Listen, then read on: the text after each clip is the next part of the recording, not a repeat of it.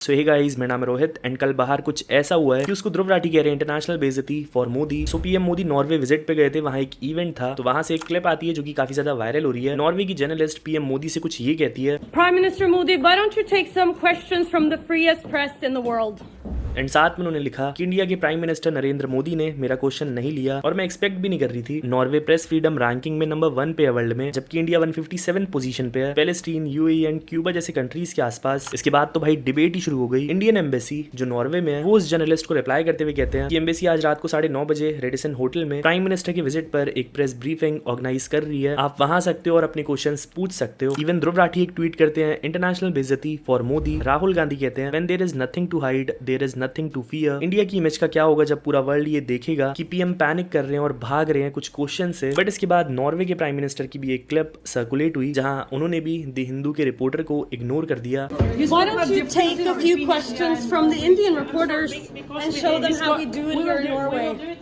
Yes. शायद ये clip ध्रुव के पास तक पहुंची नहीं होगी, पता नहीं। बढ़ते आगे तो क्या लेटेंट 2 का फर्स्ट एपिसोड शूट हो चुका है। अभी ऐसी ही कुछ पिक्चर्स सर्कुलेट हो रही हैं कि उनके पैनल में Alia Bhatt and Sharvari as a guest हैं, जो कि शायद अपनी अपकमिंग फिल्म प्रमोट करने आए हैं। लेटेंट का लोगो भी थोड़ा चेंज हो गया है, माइक की वायर में हथकड़ी है एंड इवन नींबू मिर्ची लगा रखे हैं सो दैट किसी की नजर ना लगे। अब पता नहीं ये पिक्चर्स कितनी रियल है। एआई का जमाना है, जब तक ऑफिशियल अपडेट नहीं आ जाती तब तक बिलीव नहीं कर सकते। बढ़ते आगे तो लोग इस इंसिडेंट पे बहुत गुस्सा है, लोग प्रोटेस्ट कर रहे हैं, जस्टिस डिमांड कर रहे हैं। सो 33 साल की तुषा शर्मा जो कि पहले मिस पुणे रह चुकी हैं, वो अपने ससुराल में लटकी हुई मिली। उनकी अभी 5 महीने पहले शादी हुई थी भोपाल के लॉयर समर्थ से। तुषा की फैमिली ने कुछ व्हाट्सएप मैसेजेस दिखाए जिसमें तुषा ने अपनी मदर को ये कहा कि मुझे पूछ रहा है वो किसका बच्चा था और मैं इग्नोर करूं, ये अपने घटिया बने की हर लिमिट क्रॉस करके बैठा है, कैसे रह लूं इसके साथ। इन सबको ये लगता है कि मैं ड्रग्स करती हूँ इसलिए मेरा मूड खराब रहता है। बस एक बार भी दिल में ये नहीं आ रहा कि इनका बेटा ही मुझे छोड़ के बैठा है, मेरा मूड इस वजह से भी खराब हो सकता है। मुझे बहुत ज्यादा घुटन हो रही है माँ, आप मुझे यहाँ से लेने आ जाओ कल प्लीज। आई डोंट थिंक कि समर्थ को अब मैं चाहिए हूँ, मेरा जीवन नरक हो गया है मम्मी। रिपोर्ट्स के अकॉर्डिंग जिस दिन तुषा की डेथ हुई, तुषा ने अपनी मदर को कॉल किया था रात को 10 बजे, बट कॉल कट हो गई। जैसे उनका हस्बैंड रूम में एंटर करता है, 10 मिनट तक कोई रिस्पॉन्स ना मिलने के बाद तुषा की मदर इन लॉ ने फोन उठाया एंड ये बोला कि तुषा सांस नहीं ले पा रही है, जबकि हॉस्पिटल सिर्फ 10 मिनट की दूरी पे था। फिर भी उनको काफी देर बाद हॉस्पिटल ले जाया गया, जहां उनको डेथ ऑन अराइवल डिक्लेयर कर दिया गया। तुषा की फैमिली ने ये भी एलिगेशन लगाए हैं कि उनको मेंटल टॉर्चर करा गया। उन्होंने ये भी क्लेम करा है कि तुषा को फोर्स करा गया कि वो अपनी प्रेगनेंसी मेडिकली टर्मिनेट करें, बिकॉज उनका हस्बैंड उनके कैरेक्टर पे सवाल उठाता था और ये कहता था whose child it was. But दूसरी साइड तुषा की मदर इन लॉ जो कि रिटायर्ड जज हैं, वो ये क्लेम करती हैं कि तुषा को साइकेट्रिक इश्यूज थे और वो ड्रग्स लेती थी। तुषा की मदर इन लॉ ने ये भी क्लेम करा है कि तुषा ने अपनी प्रेगनेंसी में गांजा कंज्यूम करा था। फिलहाल पुलिस तुषा के हस्बैंड समर्थ को ढूंढ रही है, वो भागा हुआ है। पुलिस ने 10,000 का रिवॉर्ड भी अनाउंस कर दिया है जो भी उसकी इन्फॉर्मेशन देगा। बढ़ते आगे तो UK07 एक बार फिर बात करते हैं अपनी फैमिली के बारे में। वो एक ब्लॉग शेयर करते हैं by the title I am sorry I lied, जहां वो ये कहते हैं कि उनको स्टार्टिंग से कुछ छुपाना नहीं चाहिए था, जो भी उनकी लाइफ में हो रहा था वो दिखा देना चाहिए था। इवन वो ये भी बताते हैं कि उनकी फैमिली उनको ब्लैकमेल करती थी कि वो लोग इंटरनेट पे डाल देंगे सब कुछ, आप लोग देखिए क्लिप। कोई इस धरती पे परफेक्ट नहीं है, अगर मेरे एंड से 5 गलतियां हुई ना तो सामने वाले से भी 5 गलतियां हुई हैं, but just to protect my image कि मैं गलत नहीं दिख सकता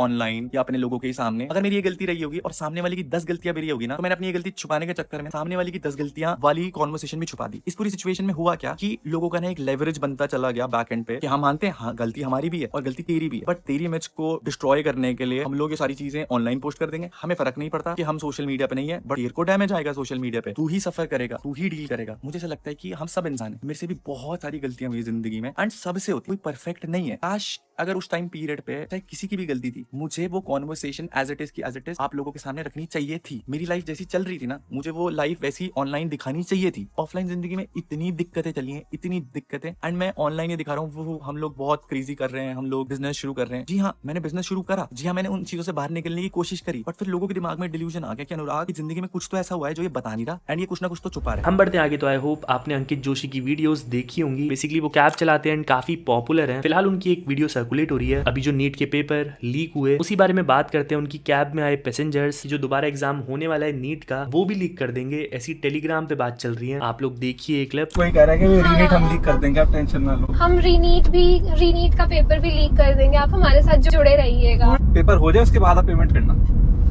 हम आपको पहले प्रूफ दे देंगे। आपको पहले प्रूफ दे देंगे, पेपर दे देंगे आपको, उसके बाद आप पेमेंट करना। ये कहाँ चल रहा है? टेलीग्राम फिर 24 वाले भी टेलीग्राम पे लीक हुआ था। हाँ, क्योंकि हमारे पास स्क्रीनशॉट्स आए थे और उसमें सेम वही क्वेश्चंस थे। आप 3 बार से ट्राई कर रहे हो नीट का? 2024 में स्कैम हुआ था, उस टाइम कट ऑफ 630 गई थी, मेरे 620 मार्क्स थे। तो बस यार इस वीडियो के लिए इतना रखते हैं, मैं आपको मिलता हूँ नेक्स्ट वीडियो में। और यहाँ तक आ चुके हो तो लाइक करके ही जाना। टिल देन ख्याल रखो, मजे लो, बाय बाय।